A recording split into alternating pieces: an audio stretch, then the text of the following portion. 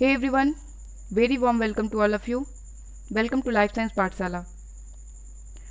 जैसा कि आप लोग जान रहे हैं कि ये फ्री कोर्स चल रहा है जिसमें मैं आप लोगों को बायोलॉजी सब्जेक्ट पढ़ा रही हूँ, स्पेशली बॉटनी पढ़ा रही हूँ, ठीक है। और ये कोर्स टीजीटी, पीजीटी, जीआईसी और डीएसएसबी जैसे एग्जामिनेशन के लिए है। जिन लोगों ने भी इन एग्ज़ाम के लिए फॉर्म भरा है वो लोग मेरा ये कोर्स देख सकते हैं, ठीक है। पीडीएफ नोट्स भी प्रोवाइड किया जा रहा है बिना किसी कॉस्ट के। तो पीडीएफ नोट्स पाने के लिए जो लोग नए हैं वो लोग मेरे साथ टेलीग्राम पे जुड़ जाइए। टेलीग्राम का डिस्कशन ग्रुप का लिंक जो है वो डिस्क्रिप्शन में मिल जाएगा आपको और कमेंट बॉक्स में भी मिल जाएगा। तो आप लोग ग्रुप को ज्वाइन कर लीजिए। वहाँ पे प्रीवियस जितनी भी क्लासेज हुई हैं अब तक बॉटनी की, उनके सारे पीडीएफ अवेलेबल हैं, आप लोग वहाँ से डाउनलोड कर लीजिए।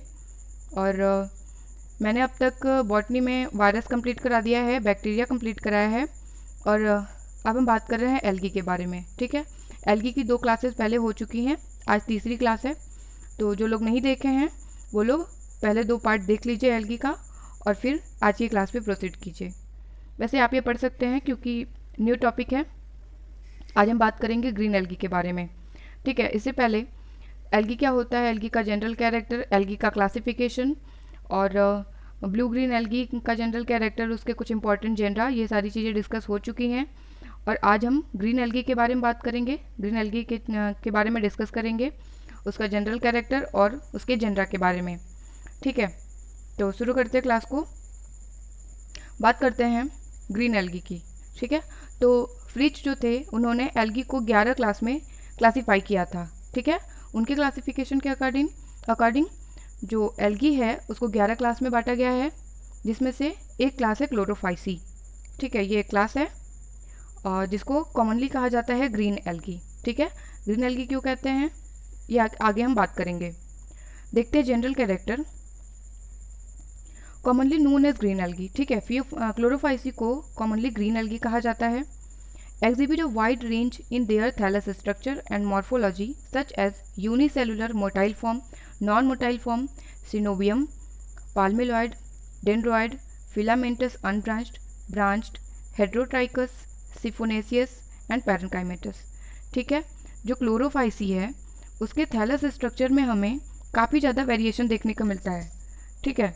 ये यूनिसेलुलर और मोटाइल फॉर्म में भी पाए जाते हैं, नॉन मोटाइल फॉर्म में भी पाए जाते हैं, सिनोबियम भी होते हैं, पाल्मेलॉइड कंडीशन में भी देखने को मिलते हैं, डेंड्रॉइड, फिलामेंटस अनब्रांच्ड भी हो सकते हैं, फिलामेंटस ब्रांच थैलस भी हो सकता है, हेट्रोट्राइकस भी हो सकते हैं, सिफोनेसियस या फिर पैरेन्काइमेटस थैलस भी देखने को मिलता है। ये सब क्या है इनके बारे में अभी हम डिस्कस नहीं करेंगे क्योंकि टाइम वेस्ट होगा। जब मैं जनरा आपको पढ़ाऊँगी तो पर्टिकुलर टाइप का जो जनरा होगा उसका जो थैलस टाइप होगा तो वहाँ पर मैं आपको मैंशन करूँगी कि ये किस टाइप के होते हैं और इनका मतलब क्या है, ठीक है। तो आगे बात करते हैं। सेल स्ट्रक्चर इज यूकैरियोटिक, ठीक है। अभी हमने ब्लू ग्रीन एल्गी पढ़ा था लास्ट क्लास में जो कि प्रोकैरियोटिक था, ठीक है। प्रिमिटिव टाइप का एल्गी था और सेल स्ट्रक्चर कैसा था उसका, प्रोकैरियोटिक। लेकिन जो ग्रीन एल्गी है, क्लोरोफाइसी है, ये यूकैरियोटिक होता है, ठीक है। अब बात करते हैं आगे पॉइंट की। The cell wall generally has cellulose as the main structural polysaccharide except for siphonaceous forms which have mannan और जाइलेन, ठीक है। तो जैसे हायर प्लांट में होता है, जो हायर प्लांट्स होते हैं जैसे जिम्नोस्पर्म, एंजियोस्पर्म, इनमें जो सेल वॉल होता है उसका जो मेन स्ट्रक्चरल कंपोनेंट होता है वो सेलुलोज होता है। उसी तरीके से ग्रीन एल्गी में भी जो मेन स्ट्रक्चरल पॉलीसेकेराइड, जो मेन स्ट्रक्चरल कंपोनेंट होता है, पॉलीसेकेराइड होता है, वो भी सेलुलोज होता है, ठीक है, हायर प्लांट की तरह। केवल कुछ एक्सेप्शंस है ग्रीन एल्गी में, जैसे कि जो सिफोनेसियस फॉर्म है ग्रीन एल्गी का वो एक्सेप्शन है जिसमें सेलुलोज के बजाय मैनन या फिर जाइलन देखने को मिलता है, ठीक है। उसका मेन स्ट्रक्चरल पॉलीसेकेराइड, ठीक, एक्सेप्शन है क्योंकि एक्सेप्शन से क्वेश्चन आते हैं इसलिए मैंने एक्सेप्शन को मेंशन किया है, तो आप लोग इसे याद रखिएगा। उसके बाद thin and semi permeable plasma membrane is present, जैसे यूकैरियोट में देखने को मिलता है, क्योंकि ये भी यूकैरियोट है तो इसका भी जो प्लाज्मा मेम्ब्रेन होता है ये सेमी परमिएबल होता है, ठीक है। Green algae have mitochondria, Golgi bodies, ribosome, endoplasmic reticulum, membrane bound plastids and other cell organelle, ठीक है। जैसे यूकैरियोटिक सेल में होता है सारे फीचर वैसे ही हैं। इसमें भी सेल ऑर्गेनेल देखने को मिल रहा है, जैसे mitochondria, Golgi body, ribosome, endoplasmic reticulum, membrane bound plastids and other cell organelle. ये सारी चीज़ें हमें देखने को मिलती हैं ग्रीन एल्गी में। Main pigments are chlorophyll A and chlorophyll B. ये इंपॉर्टेंट पॉइंट है। जो मेन पिगमेंट है ग्रीन एल्गी का वो है chlorophyll A and chlorophyll B. ठीक है, आपको याद रखना होगा क्योंकि इससे क्वेश्चन आते हैं। तो एक बात मैं आपको बता दूं कि जो क्लोरोफिल ए है ये सारे एल्गी में प्रेजेंट होता है। ठीक है, चाहे वो किसी भी क्लास का एल्गी हो, क्लोरोफिल ए सारे एल्गी में पाया जाता है, ये कॉमन है, तो इसको याद करने की ज़रूरत नहीं है। बस इतना जानिए कि सारे एल्गी में प्रेजेंट होता है। ठीक है, जो खास बात है वो ये है कि ग्रीन एल्गी में क्लोरोफिल बी प्रेजेंट होता है। ठीक है, ग्रीन एल्गी में क्लोरोफिल बी प्रेजेंट होता है। ठीक है, और इस क्लोरोफिल बी की वजह से ही जो ये एल्गी है क्लोरोफाइसी, इसका कलर जो है ग्रीन होता है। ठीक है, ये ग्रीन कलर का इसलिए दिखता है क्योंकि इसमें क्लोरोफिल बी पाया जाता है। और एक बात, जिस भी प्लांट में क्लोरोफिल बी पाया जाता है उसका कलर ग्रीन होता है। ठीक है, अगर क्लोरोफिल बी नहीं पाया जाता है तो उसका कलर ग्रीन नहीं होता है। ठीक है, तो क्लोरोफिल बी जो है ग्रीन कलर के लिए रिस्पॉन्सिबल है। उसके अलावा अल्फा एंड बीटा कैरोटीन और जेंथोफिल भी पाया जाता है ग्रीन एल्गी में। ठीक है, जेंथोफिल और अल्फा एंड बीटा कैरोटीन भी पिगमेंट्स हैं। Pigments are found in thylakoid of chloroplast.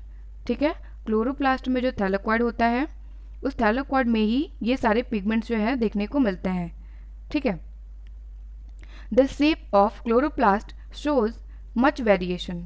Green algae में खास बात ये होती है कि उसमें जो क्लोरोप्लास्ट होता है, ठीक है, उसका जो शेप होता है वो काफ़ी ज़्यादा वेरी करता है।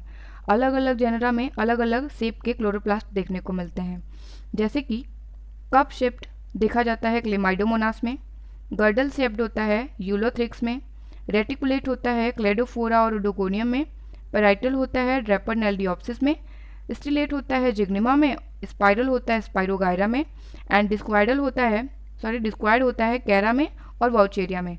ठीक है, तो आपको ये याद रखना होगा। वैसे मैं पर्टिकुलर जेनरा पढ़ाऊंगी तब भी बताऊंगी कि आपको किस तरीके का उसमें क्लोरोप्लास्ट का शेप क्या है, बट आप अगर यहाँ से याद कर लेते हैं तो आपके लिए ज़्यादा बेटर होगा उस वक्त के लिए। ठीक है, तो कुछ जो जेनरा है उनके क्लोरोप्लास्ट का शेप आप याद रख सकते हैं एक सिंपल ट्रिक से, जैसे कि कप शेप्ड क्लोरोप्लास्ट जो है क्लेमाइडोमोनास में पाया जा रहा है। सी से शुरू होता है कप और सी से है क्लेमाइडोमोनास। ठीक है, तो C2 रूल लगाइए और क्लोरोप्लास्ट का शेप याद रखिए। ठीक है, सी से कप, सी से क्लेमाइडोमोनास, तो क्लेमाइडोमोनास में कप शेप्ड क्लोरोप्लास्ट देखने को मिलता है।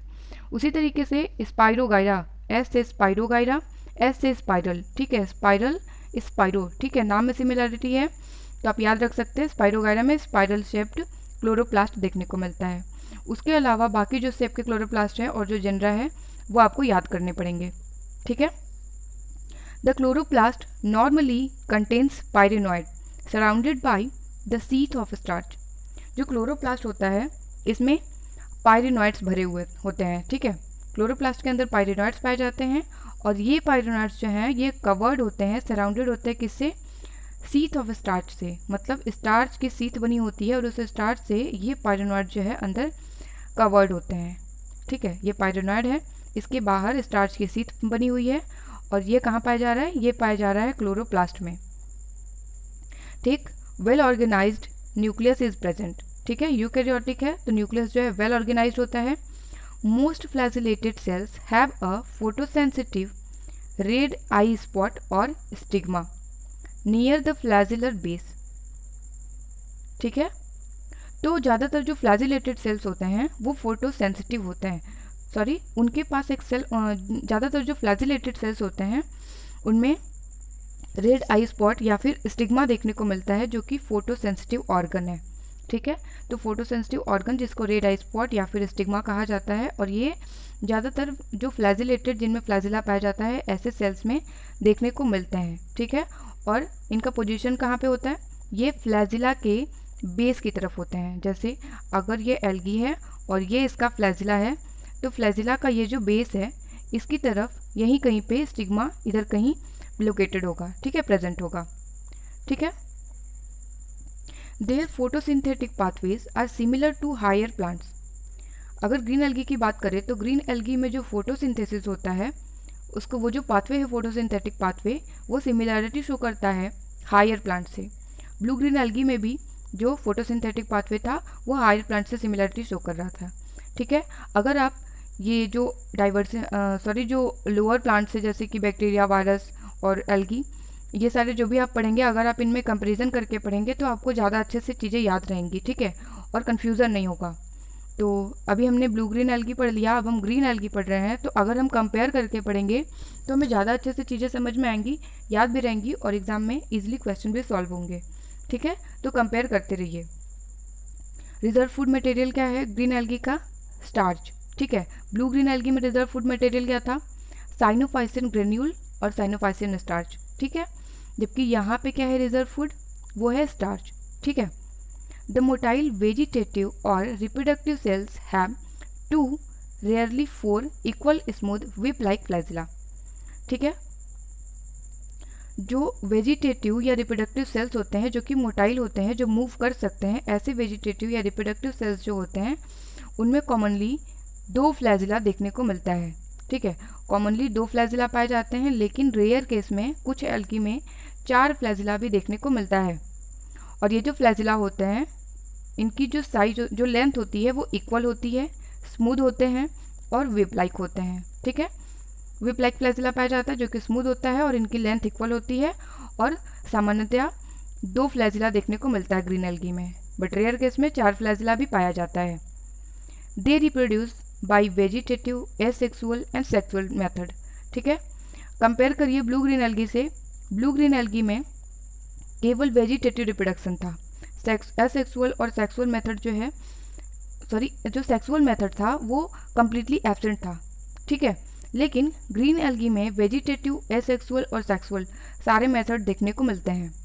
Sexual reproduction occurs in all members except some chlorococcales. ठीक है, एक्सेप्शन याद रखिए, जो ग्रीन एल्गी है उसमें जो ऑर्डर है क्लोरोकोकेल्स, उसको छोड़ करके, उसमें भी सारे नहीं, कुछ क्लोरोकोकेल्स को छोड़ करके बाकी सारे जितने भी होते हैं ग्रीन एल्गी के मेंबर्स, उन सब में सेक्सुअल रिप्रोडक्शन देखा गया है। It may be isogamous, anisogamous और ऊगैमस। ठीक है, ब्रीफ में मैं आपको बता देती हूँ आइसो, इनआइसो और ऊगैमस क्या होता है। आइसो का मतलब होता है सेम, गैमस है गैमिट। ठीक है, एनाइसो मतलब जो कि सेम ना हो, और ऊगैमस। ठीक है, तो आइसोगैमस में क्या होता है कि अगर ये मेल गैमिट है और ये फीमेल गैमिट है, ठीक है, तो इनका जो साइज होगा, इनका जो बाहर से जो स्ट्रक्चर देखने वाला होगा, ठीक है, बाहर से देखने में ये एक जैसे लगेंगे। आप इनको दोनों को देख करके नहीं बता सकते हैं कि कौन मेल है और कौन फीमेल है, साइज और स्ट्रक्चर बिल्कुल सेम होगा। ठीक है, तो इस तरीके का जो गैमिट होता है उसको हम कहते हैं आइसोगैमस। ठीक है, इस तरीके की जो एल्गी होती है जिनमें सेम साइज और स्ट्रक्चर के गैमिट्स पाए जाते हैं, तो ऐसे एल्गी को कहा जाता है आइसोगैमस। ठीक है, और एनाइसोगैमस में क्या हो जाएगा? जिसमें सिमिलरिटी ना हो। ठीक है, अगर ये मेल है और ये फीमेल है, ठीक है, तो दोनों की साइज़ देखिए, फीमेल जो है काफ़ी ज़्यादा बड़ी है एज़ कम्पेयर टू मेल के। ठीक है, तो इस तरीके का जो गैमिट देखने को मिलता है, तो इस तरीके का जब गैमिट होगा किसी एल्गी में, तो वहाँ पे एनाइसोगैमस टाइप का रिप्रोडक्शन होगा, सेक्सुअल रिप्रोडक्शन। ठीक है, और ऊगैमस में क्या होता है? अच्छा, एक और ख़ास बात यह है कि जो आइसोगैमस और एनाइसोगैमस है, इनमें एक सिमिलरिटी होती है। साइज में तो डिफरेंस होता है, लेकिन सिमिलरिटी ये होती है कि आइसो हो या एनाइसोगैमस हो, दोनों में जो गैमिट्स होते हैं उनमें फ्लैजिला प्रेजेंट होता है। ठीक है, उनमें फ्लैजिला पाया जाएगा। लेकिन ऊगैमस में और इन दोनों में ये डिफरेंस है कि ऊगैमस में जो फीमेल गैमिट होती है वो नॉन मोटाइल होती है। फीमेल गैमिट के पास अपना खुद का फ्लैजिला नहीं होता है, जिसकी वजह से वो मूव नहीं कर सकती, जबकि जो मेल गैमिट होता है उसके पास फ्लैजिला पाया जाता है। ठीक है, जिसकी वजह से ये मूव करके फीमेल गैमिट के पास जाता है और फर्टिलाइजेशन करता है। ठीक है, तो आइसो एनाइसोगैमस में जो गैमिट्स होंगे उनमें फ्लैजिला प्रेजेंट होगा, जबकि ऊगैमस में फीमेल जो फीमेल गैमिट होगी उसके पास फ्लैजिला नहीं होता है, जबकि मेल गैमिट में फ्लैजिला पाया जाता है। ठीक है, और साइज की बात करें तो आइसोगैमस में मेल फीमेल दोनों की साइज सेम होती है, जबकि एनाइसो में मेल गैमिट जो है काफ़ी ज़्यादा छोटा होता है as compare to female gamete के। ऊगैमस में भी फीमेल गैमिट काफ़ी ज़्यादा लार्ज होती है, जबकि मेल जो होता है छोटा होता है, लेकिन मेल के पास फ्लैजिला होता है और फीमेल के पास कोई भी फ्लैजिला नहीं पाया जाता है। ठीक है, ये मेन डिफरेंस है। अब बात करते हैं जाइगोट की। जाइगोट और oospore secretes a thick wall and undergoes resting period। अब जब मेल और फीमेल गैमेट फर्टिलाइजेशन करते हैं, एक दूसरे के साथ फ्यूज़ करके फर्टिलाइजेशन करते हैं, तो उसके बाद बनता है जाइगोट, ठीक है, या फिर बनता है oospore। अब ये जो जाइगोट या oospores हैं, ये सिक्रीट करते हैं एक थिक वॉल, ठीक है। अगर ये जाइगोट है तो ये जो है अपने ऊपर एक मोटी दीवार बना लेगा, ठीक है। और ये मोटी दीवार क्या करती है, ये मोटी दीवार जो है इसको प्रोटेक्ट करने का काम करती है अनफेवरेबल कंडीशन में, ठीक है, जिसकी वजह से ये प्रोटेक्टेड रहता है, डैमेज नहीं होता। अब क्या होता है कि जब और इस तरीके से ये रेस्टिंग पीरियड में चले जाते हैं, ठीक है, ये आराम से पड़े हुए रहते हैं, जर्मिनेट नहीं करते हैं। लेकिन जब फेवरेबल कंडीशन आती है तब ये जर्मिनेट करते हैं और एक नए एल्गी का फॉर्मेशन करते हैं, ठीक है। तो शुरू करते हैं अब हम ग्रीन एल्गी के जनरा के बारे में, एक एक जनरा को हम फर्दर डिस्कस करेंगे, ठीक है। तो सबसे पहले बात करते हैं क्लेमाइडोमोनास की और देखते हैं उसका सिस्टमैटिक पोजीशन। फाइलम है क्लोरोफाइटा, क्लास है क्लोरोफाइसी, ऑर्डर है वोल्वोकेल्स, फैमिली है क्लेमाइडोमोनेडेसी एंड जीनस है क्लेमाइडोमोनास, ठीक है। ऑकरेंस, बात करें कि क्लेमाइडोमोनास कहाँ पे पाया जाता है, तो one of the simplest unicellular, ठीक है, क्लेमाइडोमोनास यूनिसेलुलर एल्गा है, फ्रेश वाटर एल्गा, ठीक है। जो क्लेमाइडोमोनास है ये फ्रेश वाटर में पाया जाता है और ये यूनिसेलुलर होता है, मतलब सिंगल सेल से बना होता है, ठीक है, सिंपलेस्ट टाइप का ग्रीन एल्गी है। Occur in fresh water which is rich in nitrogenous matter. ये फ्रेश वाटर एल्गा तो होते हैं, लेकिन ऐसे वाटर में पाए जाते हैं जहाँ पे नाइट्रोजनस मैटर की अधिकता हो, ठीक है, जहाँ पे नाइट्रोजनस मैटर जिस पानी में ज़्यादा पाया जाएगा, ऐसे वाटर में ये देखने को मिलते हैं, जैसे पॉन्ड में, पुल में, रिवर में, इन सब जगहों पे पाए जाते हैं। अब कुछ और स्पेशल चीज़ों के बारे में बात करते हैं जिनसे क्वेश्चन आते हैं, जैसे कि क्लेमाइडोमोनास येलोस्टोनेंसिस, ये जो स्पीसीज़ है ये कहाँ ग्रो करती है, grow on the snow covered mountains of Yellowstone national park of the USA, imparting them yellowish green colour. ये जो ये क्लेमाइडोमोनास की जो स्पीसीज़ है क्लेमाइडोमोनास येलोस्टोनेंसिस, ये देखने को मिलती है USA में एक नेशनल पार्क है जिसका नाम है येलोस्टोन नेशनल पार्क, ठीक है। तो इस नेशनल पार्क में जो माउंटेन्स पाए जाते हैं वहाँ पे बर्फ़ पड़ी होती है, ठीक है। तो उस बर्फ़ के ऊपर ये जो क्लेमाइडोमोनास की स्पीसीज़ है येलोस्टोनेंसिस, ये उस बर्फ़ को पूरे तरीके से कवर करके रखती है, ठीक है, और उसको येलोइश ग्रीन कलर प्रोवाइड करती है, ठीक है। तो क्वेश्चन आ सकता है कि USA का जो येलोस्टोन नेशनल पार्क है वहाँ पे जो माउंटेन्स होती हैं उनका कलर येलोइश ग्रीन कलर का होता है। तो ऐसी कौन सी एल्गी है या क्लेमाइडोमोनास का ऐसा कौन सा स्पीसीज है जिसकी वजह से येलोइश ग्रीन कलर का वहाँ का माउंटेन देखने को मिलता है, तो क्लेमाइडोमोनास येलोस्टोनेंसिस, ये तो आप याद भी रख सकते हैं, येलोस्टोन नेशनल पार्क, नाम से सिमिलरिटी आपको देखने को मिल रहा है तो आप इसे ऐसे याद कर सकते हैं, ठीक है। तो इन सब जगहों से क्वेश्चन आते हैं इसलिए मैंने इनको मेंशन किया है। उसके बाद अगला स्पीसीज है क्लेमाइडोमोनास निवेलिस, ठीक है, chlamydomonas nivalis which is found on snow in alpine and arctic regions, imparts red colour to the snow due to the presence of a red coloured pigment haematochrome, ठीक है। जो Chlamydomonas निवेलिस है ये alpine और Arctic region में जो बर्फ़ पड़ी होती है वहाँ पे पाया जाता है, ठीक है। अल्पाइन और आर्कटिक रीजन में जो बर्फ़ पड़ती है उसको कवर करके रखता है क्लेमाइडोमोनास निवेलिस, और उस बर्फ़ को ये रेड कलर देता है, ठीक है। इस एल्गी की वजह से वहाँ का बर्फ़ जो होता है वो रेड कलर का दिखाई देता है, और वो रेड इसलिए होता है क्योंकि इस स्पीसीज़ में क्लेमाइडोमोनास निवेलिस में एक कलर्ड पिगमेंट पाया जाता है जिसका नाम है हिमेटोक्रोम, ठीक है।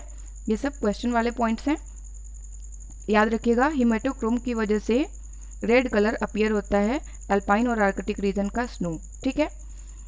अब क्लेमाइडोमोनास हेलोफाइला एंड क्लेमाइडोमोनास एरनबर्गी, ये जो दोनों स्पीसीज़ है ये सेलाइन वाटर में पाए जाते हैं, ठीक है।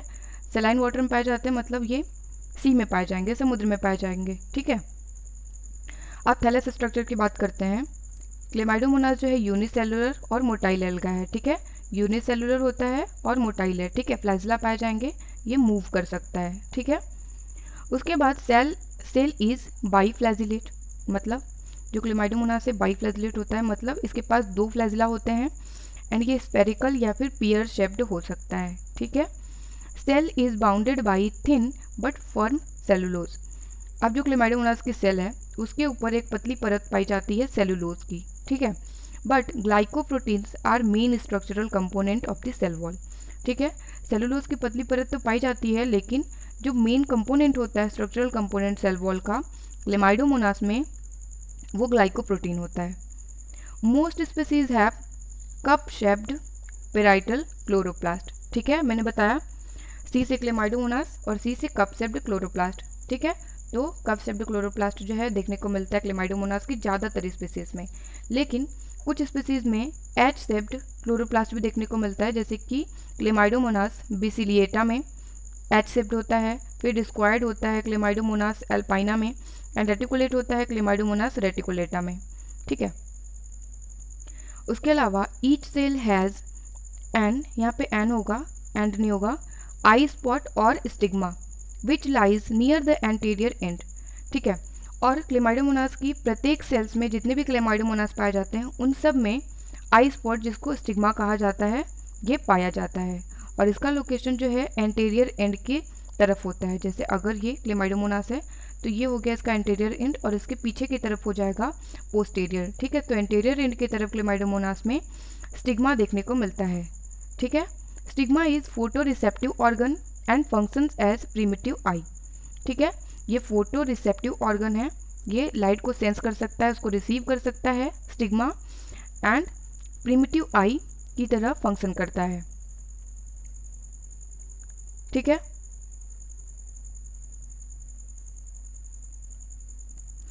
उसके अलावा 2 flagella equal in length are present at the anterior part of the cell.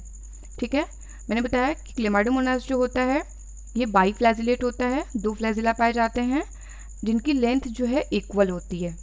ठीक है, और ये फ्लैजिला एंटीरियर पार्ट में प्रेजेंट होते हैं। ठीक है। Flagella are whiplash type. ठीक, विप्लेस टाइप का फ्लैजिला होता है। The cavity of the chloroplast bounded by a double layered limiting membrane is called stroma. ठीक है, जैसे हायर प्लांट में होता है जो क्लोरोप्लास्ट होता है वो स्टोमा और थैलेकोइड में डिफरेंशिएटेड होता है, उसी तरीके से ग्रीन एल्गी में भी डबल लेयर्ड मेम्ब्रेन होता है जिसको स्ट्रोमा कहते हैं। ठीक है। The stroma has many stacks of tubular photosynthetic lamellae known as थैलेकोइड।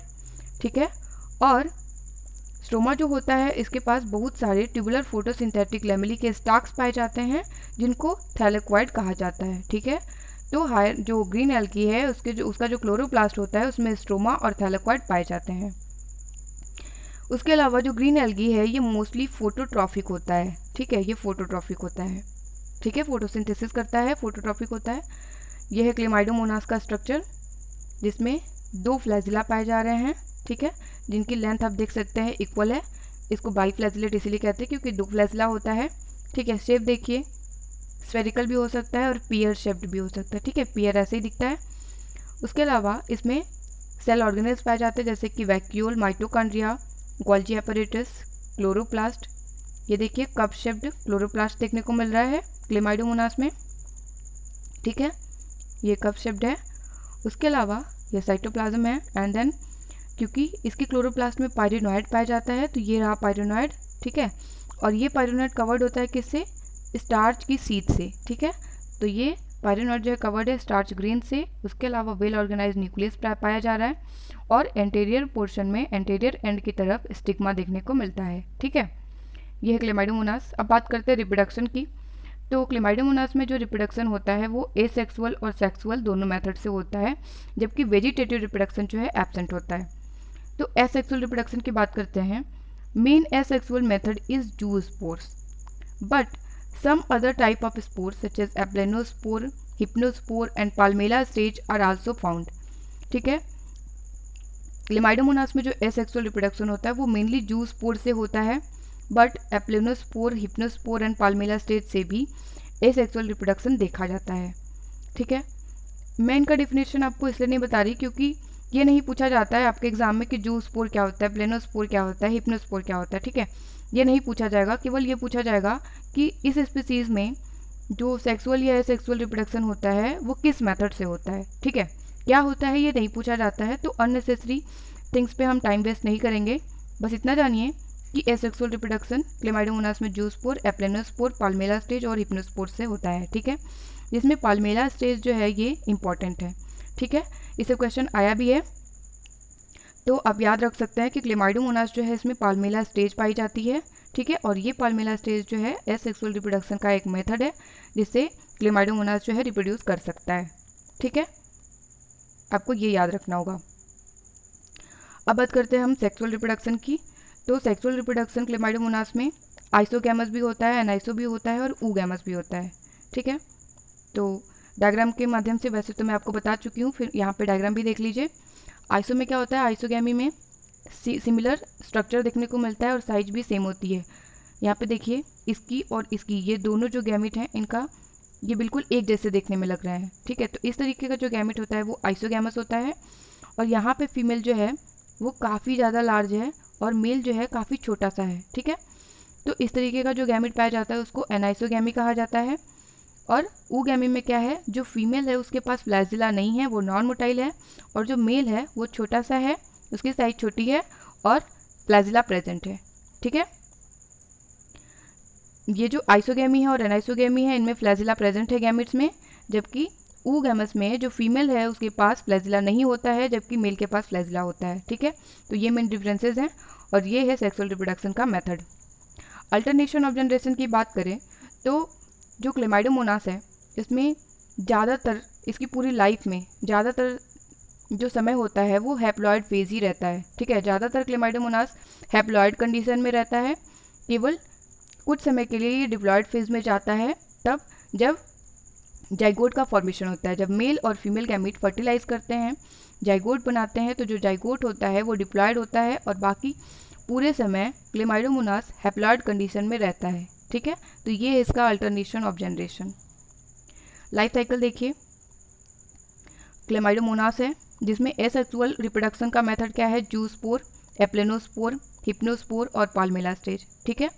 तो ये क्या कर सकता है, इन चारों मेथड से एसेक्सुअल रिप्रोडक्शन करके एक नया क्लेमाइडोमोनास बना सकता है। सेक्सुअल रिप्रोडक्शन की बात करें तो मेल गैमिट बनेगा, ठीक है, और फीमेल गैमिट बनेगा जो कि हैप्लॉइड होगा, ठीक है। और आइसोगैमी, एनाइसोगैमस या ऊगैमस, ठीक है, तीनों तरीके से गैमिट का फॉर्मेशन हो सकता है, ठीक है। और ये गैमिट जो है फर्टिलाइजेशन करते हैं एंड देन जाइगोट का फॉर्मेशन करते हैं, ठीक है। और ये जो जाइगोट है केवल यही है डिप्लॉयड कंडीशन पूरे क्लेमाइडोमोनास की लाइफ साइकिल में। फिर ये जाइगोट जो है इसमें मेयोसिस होता है, रिडक्शनल डिवीजन होता है, जिसकी वजह से जो सेल्स बनते हैं वो फिर से हैप्लॉइड हो जाते हैं और ये जो सेल्स बनते हैं इनको जूस्पोर्स कहते हैं। और ये जूस्पोर फिर से आगे जो है जर्मिनेट करते हैं और एक नया क्लेमाइडोमोनास एल्गी का फॉर्मेशन करते हैं, ठीक है। तो ये है लाइफ साइकिल क्लेमाइडोमोनास की। तो क्लेमाइडोमोनास कंप्लीट हुआ। अब हम बात करते हैं वॉल्वॉक्स की, जिसका सिस्टमैटिक पोजीशन है, फाइलम है क्लोरोफाइटा, क्लास है क्लोरोफाइसी, ऑर्डर है वॉल्वोकेल्स एंड फैमिली है वॉल्वोकेसी एंड जीनस है वॉल्वॉक्स, ठीक है। ऑकरेंस क्या है,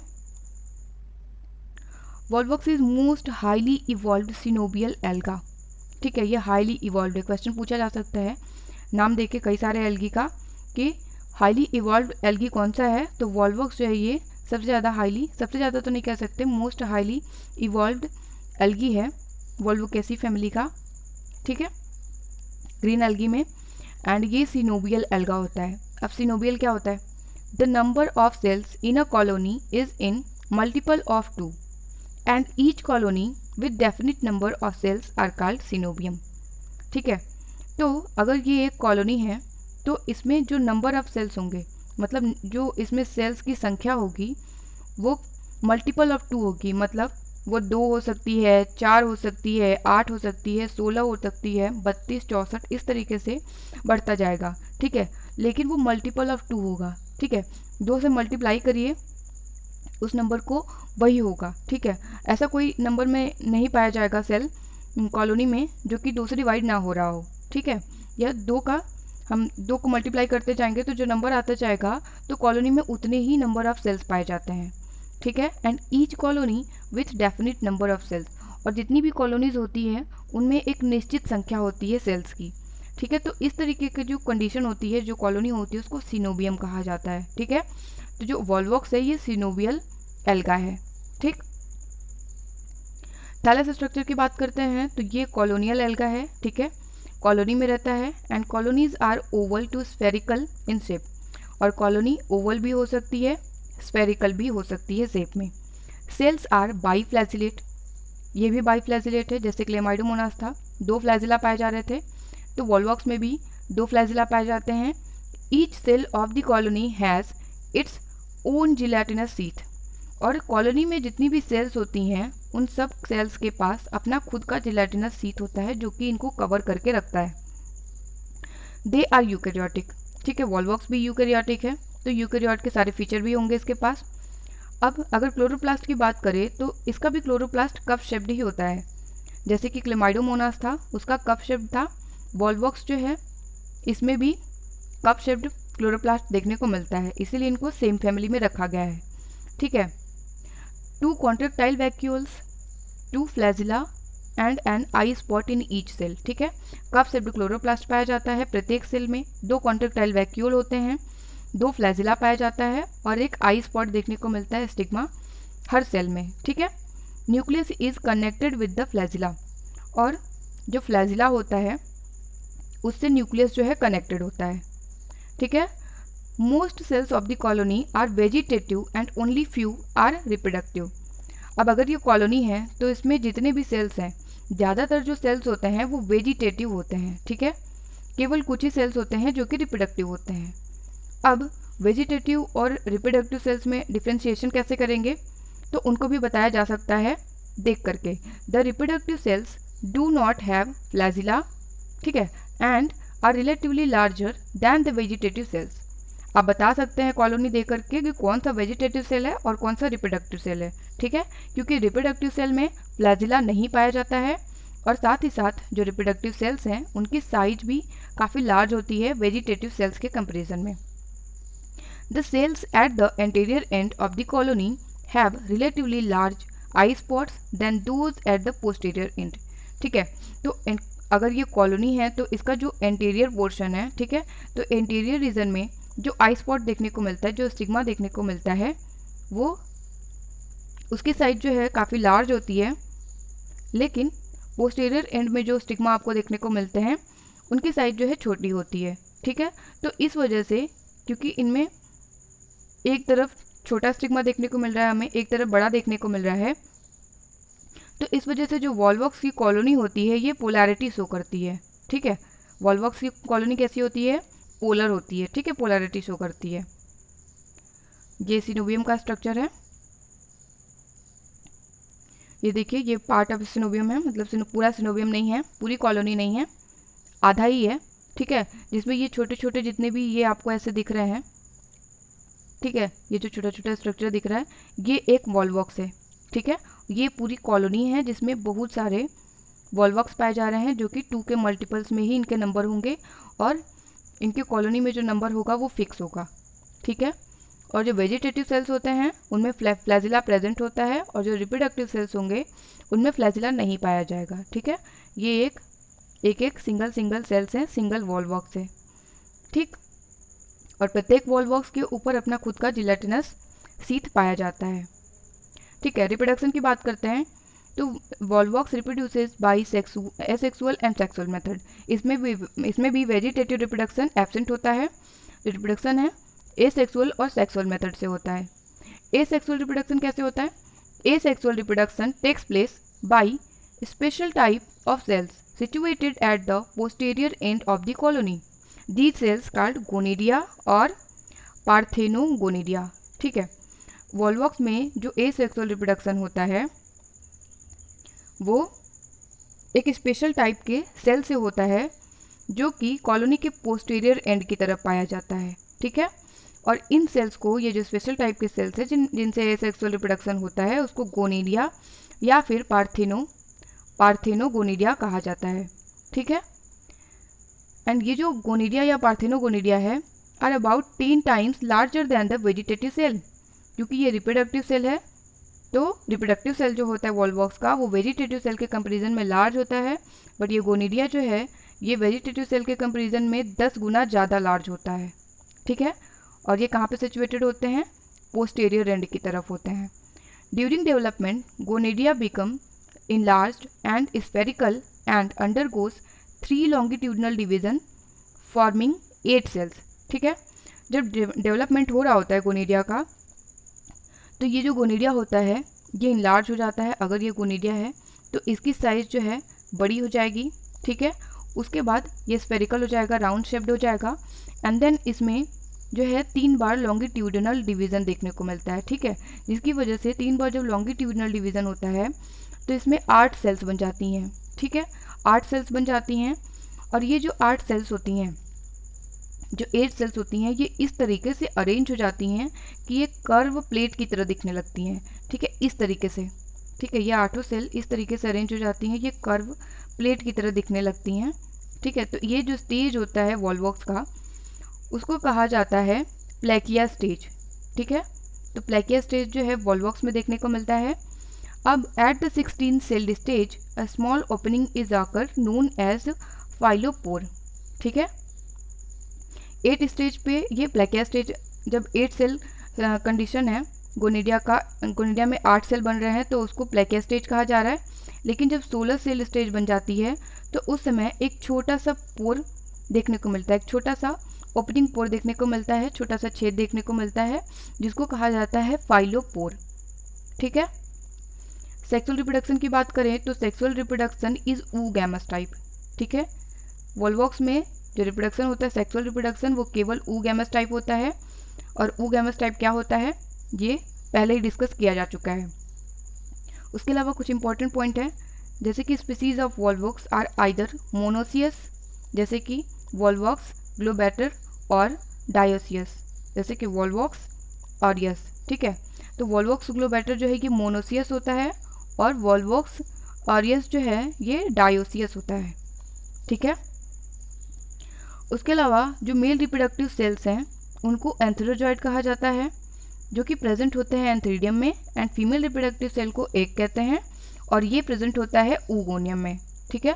मेल रिप्रोडक्टिव सेल को कहेंगे एंथेरोजॉइड या फिर स्पर्म, जो कि एंथेरिडिया में प्रेजेंट होता है, और फीमेल रिप्रोडक्टिव सेल को कहते हैं एग, जो कि oogoनियम में प्रेजेंट होता है, ठीक है।